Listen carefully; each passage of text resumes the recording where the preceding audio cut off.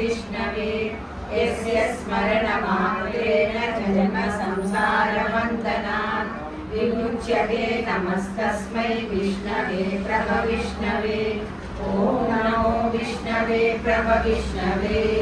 श्रीवैशम्पायन उवाच श्रुत्वा धर्मानशेषेण भावनानि च सर्वशः युधिष्ठिरशान्तनवं पुनरेवाभ्यभाषत। युधिष्ठिर उवाच किमेकं दैवतं लोके किं वाप्येकं परायणं स्तुवन्तः कं कमर्चन्तः प्राप्नुर्मानवा शुभम्।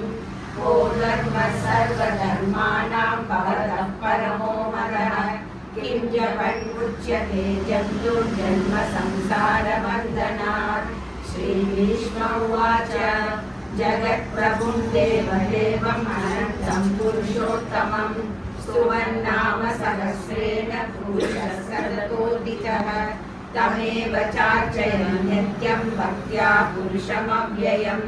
ध्यायन् स्तुवन् नमस्यं स यजमानस्तमेव च अनादिनिधनं विष्णुं सर्वलोकमहेश्वरं लोकाध्यक्षं स्तुवन् नित्यं सर्वदुःखादिको भवेत्। ब्रह्मण्यं सर्वधर्मज्ञं लोकानां कीर्तिवर्धनं लोकनाथं महद्भूतं सर्वभूतभवोद्भवम् एष मे सर्वधर्माणां धर्मोऽधिकतमो मतः यद्भक्त्या पुण्डरीकाक्षं स्तवैरर्चेतरः सदा। परमं यो महद्वेजः परमं यो महत्तमः परमं यो महद्ब्रह्म परमं यः परायणं पवित्राणां पवित्रं यो मङ्गलानां च मङ्गलम् दैवतं देवतानां च भूतानां यो व्ययः पिता यतः सर्वाणि भूतानि भवन्त्यादियुगागमे यस्मिन् च प्रलयं याति पुनरेव युगक्षये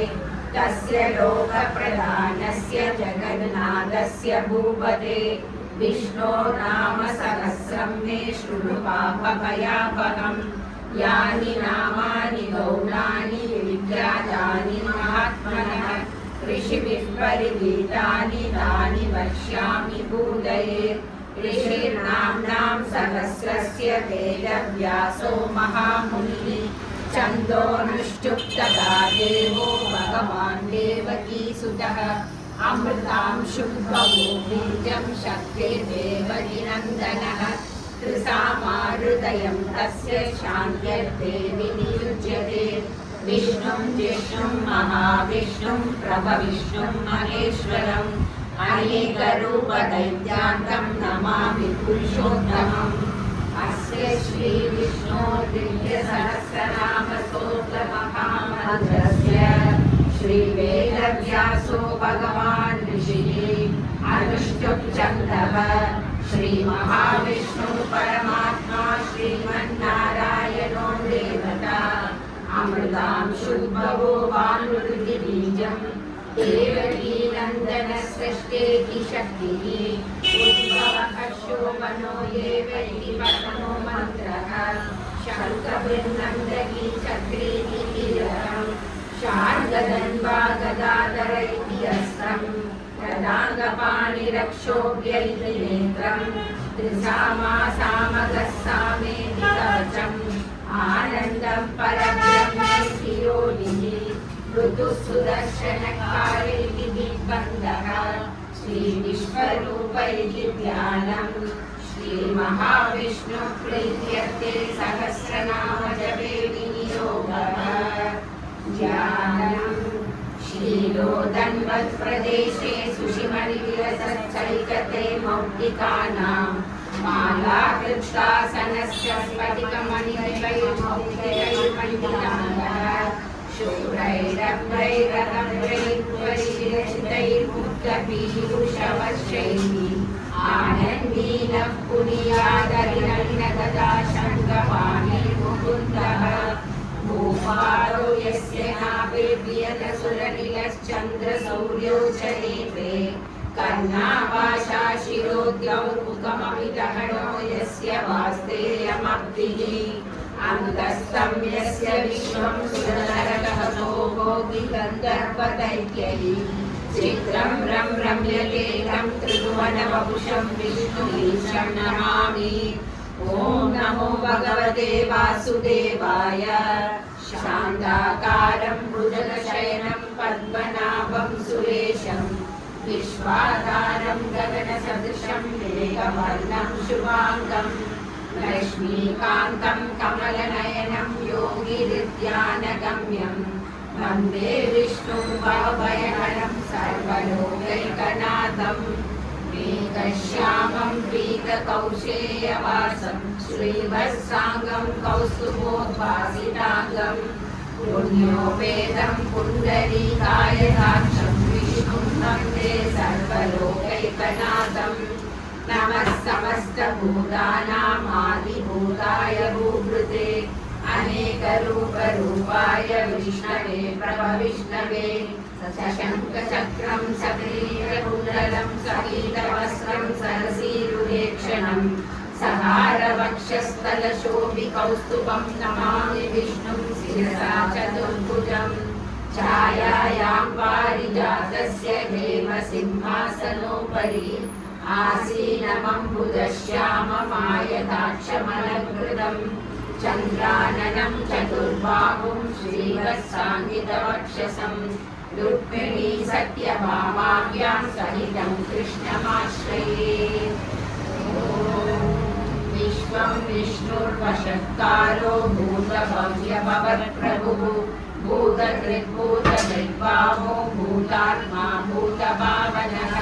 भूतात्मा परमात्मा च मुक्तानां परमागतिः अव्ययपुरुषः साक्षी क्षेत्रज्ञोऽक्षर एव च योगो योगविदां येता प्रधानपुरुषेश्वरः नारसिंहवपुः श्रीमान् केशवः पुरुषोत्तमः सर्वशिवस्थाणुर्भूतादिव्यनिरव्ययः सम्भवो भावनो भर्ता प्रभवः प्रभुरीश्वरः स्वयं शम्भुरादित्यः पुष्टराक्षो महास्वनः अनादिनिधनो दाता विधाता धातुरुत्तमः अप्रमेयो ऋषिकेशः पद्मनाभो मरप्रभुः विश्वकर्मा मनुस्त्रष्टा सविश्वस्तमिरो ध्रुवः अग्राह्य शाश्वतः कृष्णो लोहिताक्षः प्रजर्दनः प्रभुर्जसिरगदानविचित्रं मङ्गलं परम् ईशानः प्राणदः प्राणो श्रेष्ठः प्रजापतिः हिरण्यगर्भो भूगर्भो माधवो मधुसूदनः ईश्वरो विक्रमी गन्धी मेधावी विक्रमक्रमः अनुत्तमो दुरादर्श कृतज्ञकृतिरात्मवान् सुरेश शरणं शर्म विश्वरेतः प्रजाभवः अह संवत्सरो व्यालः प्रत्ययः सर्वदर्शनः अजः सर्वेश्वरः सिद्धः सिद्धिः सर्वादिरच्युतः वृषाकविरमेयात्मा सर्वयोगविनिश्रुतः वसुर्वसुमना सत्यः समात्मा समितः अमोघः पुण्डरीकाक्षो वृषकर्मा वृषाकृतिः रुद्रो बहुशिरा मग्रो विश्वयोनिश्रुतिश्रवाः अमृतः शाश्वतस्तानुर्परारोहो महातपः सर्वगः सर्वविद्वानो विश्वसेनो जनार्दनः वेदो वेदविदं यन्तो वेदाङ्गो वेदवित्कविः लोकाध्यक्षः सुराध्यक्षो धर्माध्यक्षः कृताकृतः चतुरात्मा चतुर्व्यूहश्चतुर्दंश्रश्चतुर्भुजः राजिष्णुर्भोजनं भोक्ता सहिष्णुर्जगदादिजः अनघो विजयो नेता विश्वयोनिः पुनर्वसुः उपेन्द्रो वामनः प्रांशुरमोघः शुचिरोचितः अतीन्द्रः सन्द्रः सर्गो धृतात्मा नियमो यमः वेद्यो वैद्यः सदा योगी वीरः माधवो मधुः अतीन्द्रियो महामायो महोत्साहो महाबलः महाबुद्धिर्महावीर्यो महाशक्तिर्महाद्युतिः अनिर्देश्यवपुः श्रीमान् अमेयात्मा महाधृतिः महाबलेश्वासो महीभर्ता श्रीनिवासः सदामृगतिः अनिरुद्धः सुरानन्दो गोविन्दो गोविदाम्पतिः मरीचिर्गमनो हंसः सुवर्णो भुजगोत्तमः हिरण्यनाभस्तुतवा पद्मनाभः प्रजापतिः अमृतः सर्वदृक्सिंहः सङ्गाता सर्विमान् शिरः अजो दुर्मर्शनः शास्त्रा विश्रुवाहा सुरारिका गुरुतमो रामः सत्यपराक्रमः निमिषो निमिषस्त्रक्री वाचस्पतिरुदारतिः अग्रणी ब्राह्मणी श्रीमान् न्यायो नेता समीरणः सहस्रमूर्धा विश्वात्मा सहस्राक्षः सहस्रपात् आवर्तनो निवृत्तात्मा संवृतः सम्प्रमर्दनः अहः संवत्सरो वह्निरनिलो धरणीधरः सुप्रसादः प्रसन्नात्मा विश्वभुग्विभुः सत्कर्ता सत्कृतः साधुर्जन्तुर्नारायणो नरः असङ्ख्येयो प्रमेयात्मा विशिष्टः शिष्टकृत्युचिः सिद्धार्थसिद्धसङ्कल्पः सिद्धिदः सिद्धिसाधनः वृषापि वृषभो विष्णु वृषपर्वा वृषोदरः वर्धनो वर्तमानश्च विविधस्तुतिसागरः सुभुजो दुर्धरो वाग्मी महेन्द्रो वसुतो वसुः नैकरूपो बृहद्रूपः शिविदिष्टः प्रकाशनः ओजस्तेजो द्युतिधरः प्रकाशात्मा प्रतापनः रुद्रस्पष्टाक्षरो मन्त्रः चन्द्रांशु भास्करद्युतिः अमृतांशुत्वगोपानुतरबिन्दुः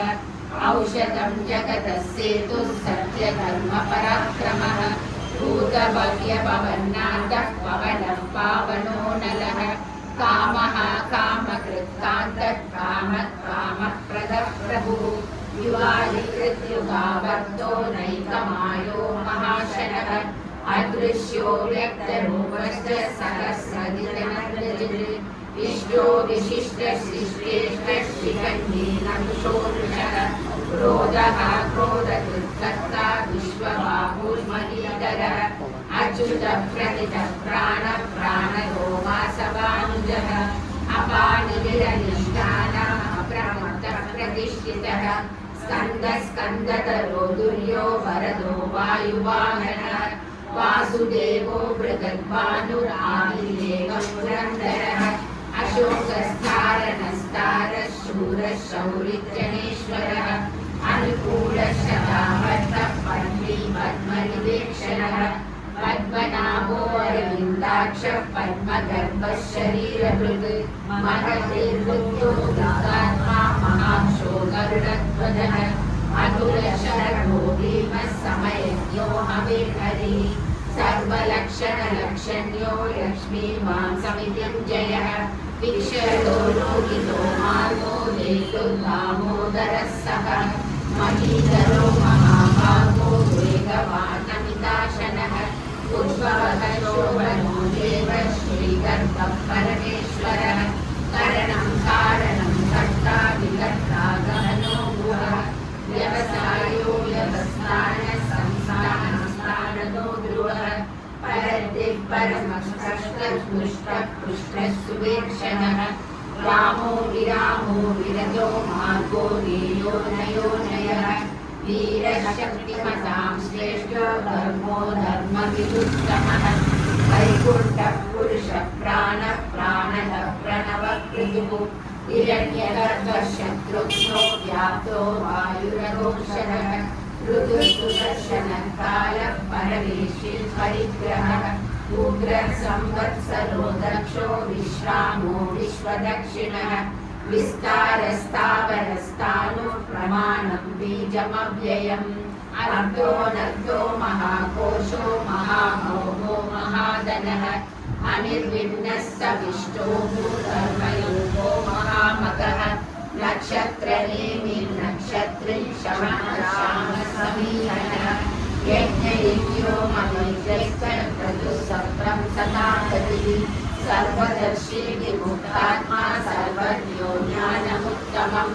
सुहृदः सुमुखः सूक्ष्मः सुघोषः सुखदः सुहृदः मनोहरो धीरक्रोधो वीरबाहुर्विदारणः स्वापनः स्ववशो व्यापी नैकात्मा नैककर्मकृत् वत्सलो वत्सलो वत्सलोदनेश्वरः धर्मकृद्धर्मकृत्तर्वी सहस्रक्षराक्षरम्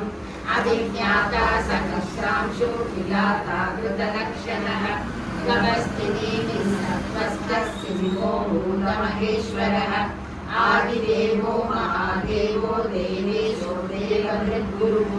उत्तरो गोपते गोप्ता ज्ञानगम्यः पुरातनः शरीरभूतभृद्भोक्ता कवित्रो भूरिदक्षिणः सोमो कृतकः सोमा पुरुजित्पुरुषत्तमः विनयो जयः सत्यसन्धो दाशार्हः शाश्वतां पदिः जीवो विनेता साक्षी मुकुन्दो विलविक्रमः अम्बो निधिरनिन्दात्मा महोदधिशयोन्दकः अजो महार्घस्वाभाव्यो जिलामित्रप्रमोदनः आनन्दो नन्दनो नन्दः सत्यकर्मादिविक्रमः महर्षि कपिलाचार्य कृतज्ञो वेदिनीपतिः त्रिवरस्त्रिदशाध्यक्षो महाशृङ्गकृतान्तकृत् महावरागो गोविन्दः सुषेणकनकाङ्गदी गुह्यो गभीरो गहनो मूर्तः शक्रगदाधरः वेदास्वाङ्गोजितः कृष्णो धृतः सङ्कर्षणोच्युतः वरुणो वारुणो वृक्षः पुष्कराक्षो महामनः भगवान् नन्दी वनमाली हलायुधः आदित्यो ज्योतिरादित्यः स विष्णुर्गतिसप्तमः सुगन्धाकण्डपरशुर्दारुणो द्रविणप्रदः दिवस्वच्छ्रव्यासो वाचस्पतियोदिरः त्रिसामासामयसामनिर्वाणं वेषजं विषये सन्न्यासकृच्छमशान्तो निष्ठा शान्तिपरायणम् शुभाङ्गो शान्तिदर्शनशा कुमुदः कुवलेशयः गोहितो गोपतिर्गोक्ता वृषभाक्षो वृषप्रियः अनिर्वतीर्वृतात्मा संक्षेप्ता क्षेमकृच्छिवः श्रीवत्सवक्षा श्रीवास श्रीपति श्रीपताम्बरः श्रीधः श्रीश श्रीनिवास श्रीनिधि श्रीविभावनः श्रीधर श्रीकर श्रेय श्रीमान् लोकत्रयाश्रयः स्वस्य स्वङ्गः शतानन्दो नन्दिर्ज्योतिर्गणेश्वरः विजितात्मा विधेयात्मा सङ्कीर्तिश्चिह्न संशयः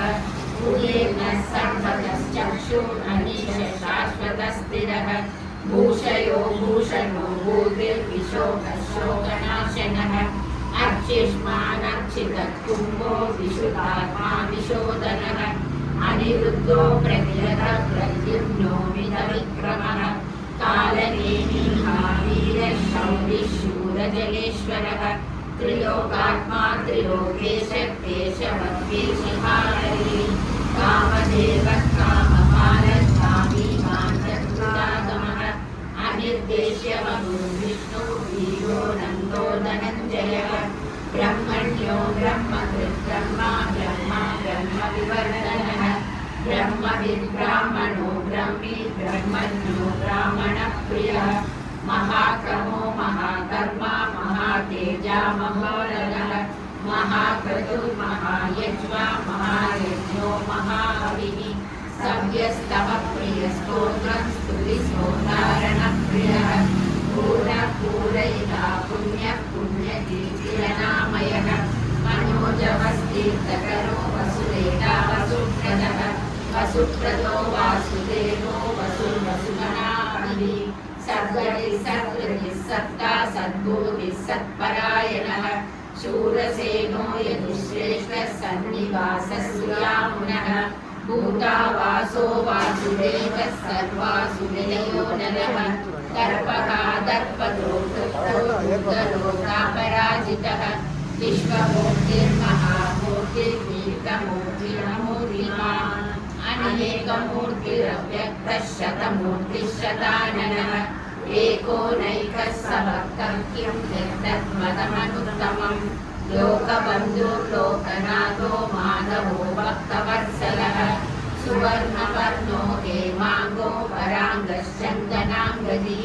वीरः विषमशून्यो तुलाशीलजलश्चलः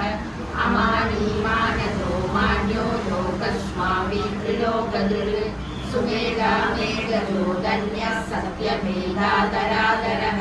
तेजो वृषो युधिधरः सर्वशस्त्राम्बरः प्रग्रहो निग्रहो व्यग्रो नैकश्चितो गदाग्रजः चतुर्मूर्तिश्चतुर्बाहुश्चतुर्व्यूहश्चतुर्गतिः चतुरात्मा चतुर्भावश्चतुर्वेदविवेकपाल् समावृतो नियुक्तात्मा दुर्जयो दुर्विक्रमः दुर्लभो दुर्गमो दुर्गा दुरावासो दुरारिणा शुभाङ्गो लोकसारङ्गः सुबन्धुस्तन्तुवर्गणः इन्द्रकर्मा महाकर्मा कृतकर्मा कृतागमः उद्भवः सुन्दरः सुन्दो रत्ननाभः सुलोचनः अर्को वाजसनिशृङ्गी जयन्तः सर्वविद्ययै सुवर्णबिन्दुरक्षोभ्यः सर्वभागीश्वरेश्वरः महामृतो महागर्तो महाभूतो महानिधिः कुमुदः कुन्दः पर्जन्यः पावनोऽनिलः अमृतांशोऽमृतवपुः सर्वज्ञः सर्वतोमुखः सुलभः शूरसिद्धः शर्वुजित्सकृतापनः यत्क्रोधो दुर्करो स्वस्थश्चाणुरान्धनिषूदनः सहस्राक्षि सप्तजिह्वः सप्तैधा सप्तवाहनः अमूर्तिरनो चिन्त्यो भयकृद्भयनाशनः अनुभवो गुणो महान् अग्रस्वरुदस्वास्य प्रागंशो वंशवर्धनः बालवृत्कर्यो योगी योगीशः सर्वकामदः आश्रमश्रमणश्राणसुवर्णो वायुवाहनः धनुर्धरो धनुर्वेदो दण्डो दमयितादमः अपराजितः सर्वसवो नियन्ता नियमो यमः सर्ववान् सात्विकः सत्यः सत्यधर्मपरायणः अभिप्रायः प्रिया गोपः प्रियप्रीतिवर्धनः विगाय जगद्ज्योतिर्सुरुचिरमुखरुक्तिः रविर्विरोचनः सूर्यः सवितारविलोचनः अनन्तो मुखमुखोक्ता मुखमुखोऽग्रजः अनिर्विघ्नः सदा मर्षि लोकाधिष्ठानमद्भुतः सनातनमः कपिलः कपिरव्ययः स्वस्ति न स्वस्ति स्वस्ति स्वस्ति भुक् स्वस्ति दक्षिणः अरौद्रकुण्डली चक्रे विक्रमूर्जितशासनः शब्दाधिकः शब्दसहस्रशिरः सर्वरीकरः अक्रूरः क्लेशयो दक्षो दक्षिणः शमिनाम्बरः विद्वत्तमो वीतभयः पुण्यश्रवणकीर्तनः उत्तारणो दुष्कृतिका पुण्यो दुःस्वप्ननाशनः वीरः रक्षणः सन्तो जीवनः पर्यवस्थितः अनन्तरूपो नन्दश्रीजितमन्युपयापकः चतुरश्रो गभीरात्मा विविशो व्यासिशो दिशः अनादिर्पूर्वो लक्ष्मीर्सुवीरो रुचिराङ्गदः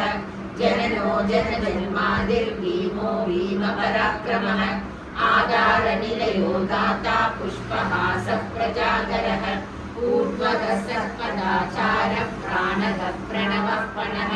प्रमाणं प्राणनिलयः प्राणभृत् प्राणजीवनः तत्त्वं तत्त्वविदेकात्मा जन्म मृत्युजरादिगः भूर्भुवः स्वस्तविस्तारः समिधा प्रपितामहः यज्ञो यज्ञपतिर्यज्वा यज्ञाङ्गो यज्ञवाहनः यज्ञभृत् यज्ञकृत्यग्नि यज्ञभूर्यज्ञसाधनः यज्ञान्तकृत् यज्ञकृत्यमन्नमन्नादये च आत्मयोनिस्वयं जातो वैकानः सामगायनः देवकीनन्दनस्रष्टा श्रीशः पापनाशनः शङ्खभृन्नन्दकी चक्री शार्ङ्गरन्वा गदाधरः रथाङ्गपाणिरक्षोभ्यः सर्वप्रहरणायुधः सर्वप्रहरणायुध ॐ नम इति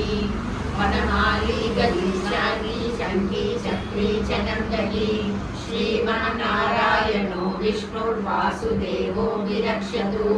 वनमाली गदीशार्दी शङ्की चक्री च नन्दनी श्रीमान्नारायणो विष्णुर्वासुदेवो विरक्षतु वनमाली गदीशार्दी शङ्की चक्री च नन्दनी श्रीमान्नारायणो विष्णुर्वासुदेवो विरक्षतु श्रीवासुदेवो विरक्षतु नमः इतीदं कीर्तनीयस्य केशवस्य महात्मनः नाम्नां सहस्रं दिव्यानामशेषेण प्रकीर्तितं येन शृणुयात् नित्यं यश्चाभिपरिकीर्तयेत् नाशुभं प्राप्य किञ्चित् सुमुद्रे गजमानवः वेदान्तको ब्राह्मणस्य क्षत्रियो विजयी भवेत् वैश्योदनसमृद्धश्चाच्युतसुखमवाप्नुयात् धर्मादिप्राप्त्या धर्मम् अर्थार्थी चाप्तमाप्नुयात् कामानवानव्याप्तामि प्रजाति चाप्नुयात् प्रजां भक्तिमान् यः सदोताय शुचिस्तद्गतमानसः सहस्रं वासुदेवस्य नाम्नामेतत् प्रकीर्तयेत् यशस्प्राप्नोति विपुलं व्याधिप्राधान्यमेव च अचलां श्रियमाप्नोति श्रेयः प्राप्नोत्यनुत्तमं न भयं क्वचिदाप्नोति वीर्यं तेजश्च विन्दति भवत्यरोगो धुरिमान् बलरूपगुणान्वितः रोगार्तो मुच्यते रोगात् बन्धो मुच्येत बन्धनात् भयान् मुच्येत वीतस्तु मुच्येतापन्न आपदः दुर्गान्यन्तरत्याशु पुरुषः पुरुषोत्तमं स्तुवन्नाम सहस्रेण नित्यं भक्तिसमन्वितः वासुदेवाश्रयो मर्त्यो वासुदेवपरायणः सर्वपापविशुद्धात्मा याति ब्रह्म सनातनं न वासुदेवभक्तानां शुभं विद्यते क्वचित् जन्म मृत्युजरा व्याधि भयं नैवोपजायते इमं स्तवमदीयान श्रद्धा भक्तिसमन्वितः युज्येतात्मं सुखशान्ति श्रीकृतिभिः न क्रोधो न च मात्सर्यं न लोभो नाशुभामतिः भवन्ति कृतपुण्यानां भक्तानां पुरुषोत्तमे यौस्तचन्द्रार्कनक्षत्राकं दिशो धूमहोदधिः वासुदेवस्य वीर्येण विदुराणि महात्मनः ससुरासुरगन्धर्वं शयक्षोरगराक्षरं जगद्गसेवकवेदं कृष्णस्य सचराचरम्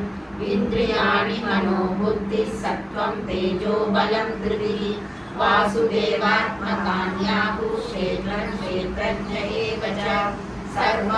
सर्वागमानाचारः प्रथमं परिकल्पते आचारप्रभवो धर्मो धर्मस्य प्रभुरच्युतः ऋषयः पितरो देवा महाभूतानि गातवः जङ्गमाजङ्गमं चेदं जगन्नारायणोद्भवम् योगो ज्ञानं तथा साङ्ख्यं विद्या शिल्पादिकर्म च वेदाशास्त्राणि विज्ञानम् एतत् सर्वं जनार्दनात् एको विष्णुर्महद्भूतं पुनर्भूतान्यनेकशः त्रिलोकान् व्याप्य भूतात्मा भूते विश्वभुवव्ययः इमं स्तवं भगवतो विष्णोर्व्यासेन कीर्तितं कथ्यते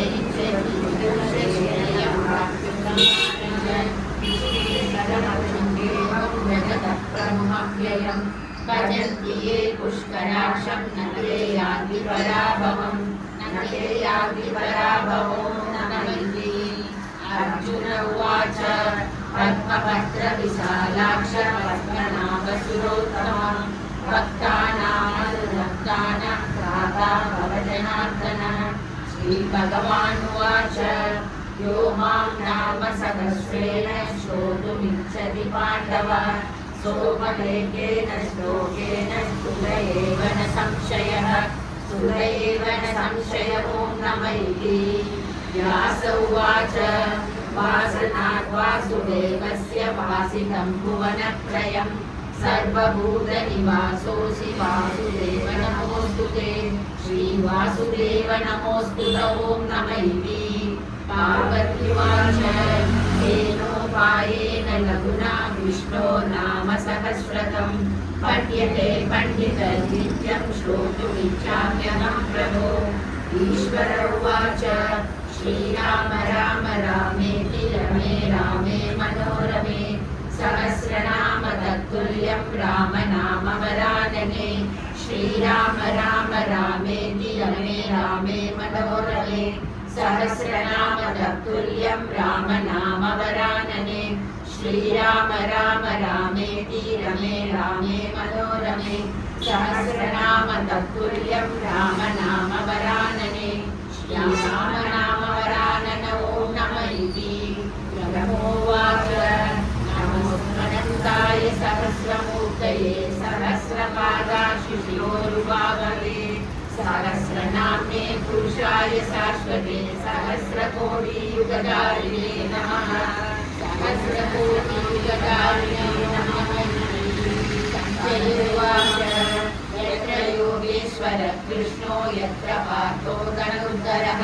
तत्र श्रीविजयो भूरि ध्रुवाणि निर्मतेर्मः। श्रीभगवानुवाच